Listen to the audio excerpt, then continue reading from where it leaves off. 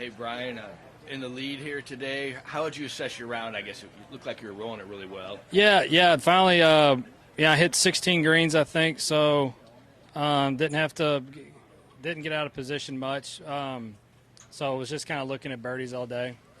Made a few. We talked after the par 3 at the Masters last week, and you said you felt like your game was coming into form.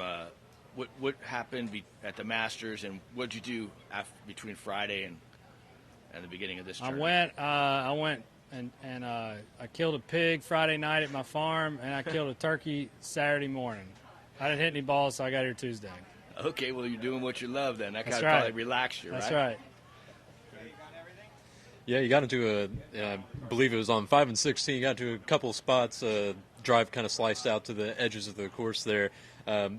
What ended up happening on those shots, and how do you think you managed to get out of those? And I believe you salvaged both of those for birdie. Yeah, I hit a bad second shot hit a great drive on 5, and then really missed the 3-way. Got into a bad spot, but got a little lucky. And then 6, I hit it down the left side, but I had a clear shot at the green, so no problem.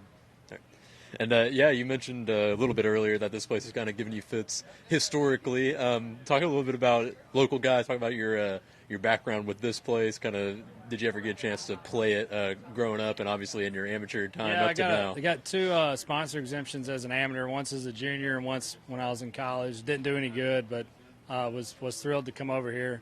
It was the first golf tournament I ever attended. I think I was 10 or 11 years old, and so it's a cool place. I love coming here. What are your memories of your first round here as a junior? I remember hitting it left on 3, and then I tried to chip it out, hit a tree, and came back and hit me right in the chest. So it was like, welcome to the PGA Tour. And it was just cool. I was blown away by how nice everyone was. Davis Love was obviously a hero of mine, and he was super nice. Played a practice round with Steve Elkington. He was great. So I've got a lot of fond memories of that week. Do you remember what year that was? 2004? 2004. Yeah, nearly 20 years ago. Yeah. Treating you a bit better this time around. Hope so.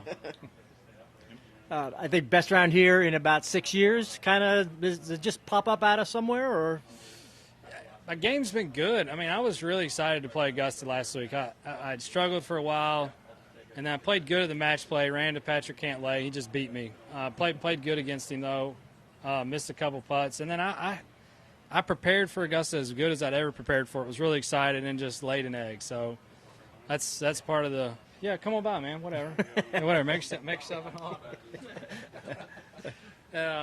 So yeah, you just have to be patient. You just never know when it's gonna happen. You've been out there a long time now. Coming back here a long time. Does this still feel special? Still feel like home?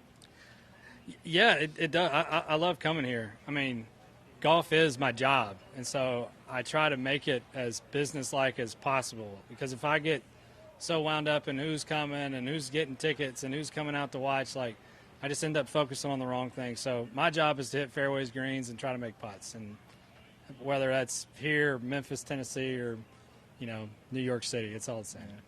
You got out some real good starts in 2022 calendar year. This is probably your best Thursday. How much does that kind of just carry you into the next 3 days? Yeah, just knowing that the game is there, and just keep your nose on the grindstone and keep after it.